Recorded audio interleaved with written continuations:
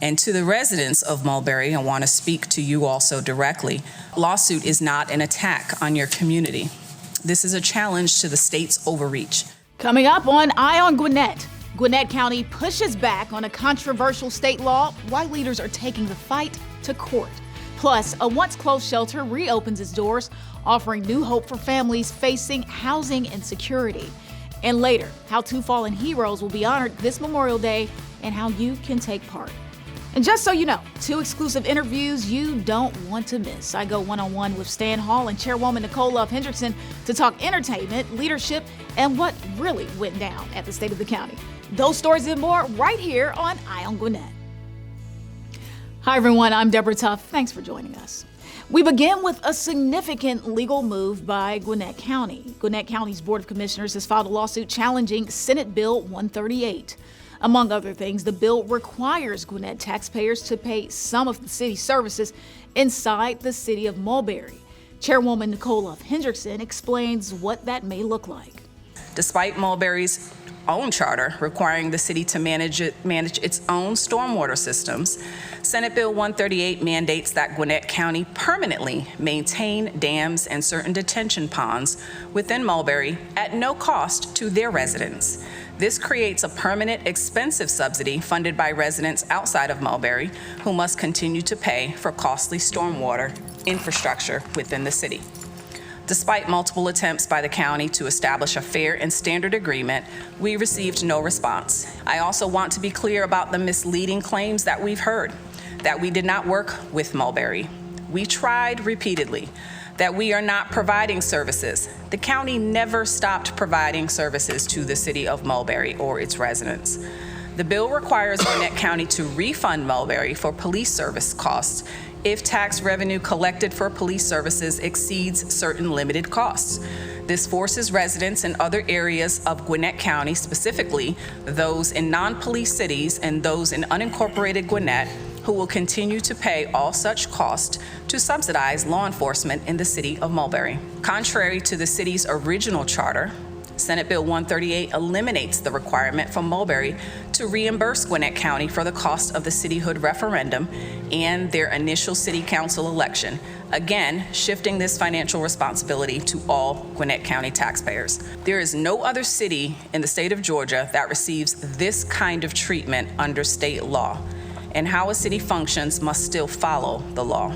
So this lawsuit is more about principles. It's about protecting Gwinnett taxpayers, preserving local control, and ensuring our government remains accountable to the people, not to political pressure.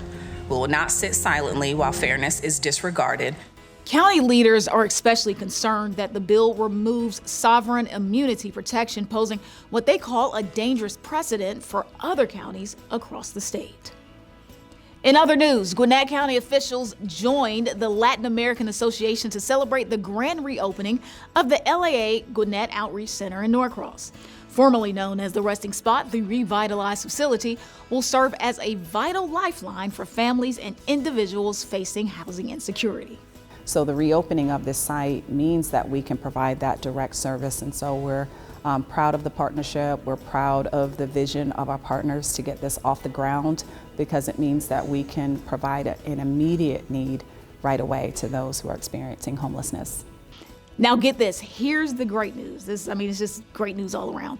The county awarded the Latin American Association more than $1 million to operate the center and provide services aimed at preventing homelessness and promoting housing stability. That includes temporary shelter, case management, legal support, and direct referrals to permanent housing.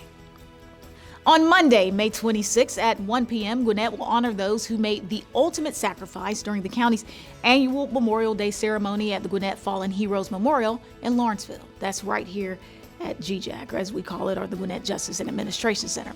2 heroes will be inducted this year. U.S. Army National Guard Specialist Travis Jordan Pamini, who died in a non-combatant incident in Baghdad in July of last year, and U.S. Army Staff Sergeant Ryan Austin O'Hara, who died in a training accident earlier this year.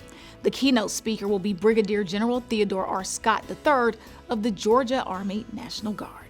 Gwinnett police are hitting the streets this summer with Operation Summer Peace. It's actually spelled P-E-A-C-E. Each precinct is hosting a Chiefs Walk to connect with residents, address neighborhood concerns, and build stronger community ties. To find out your precinct and walk time, head to GwinnettCounty.com.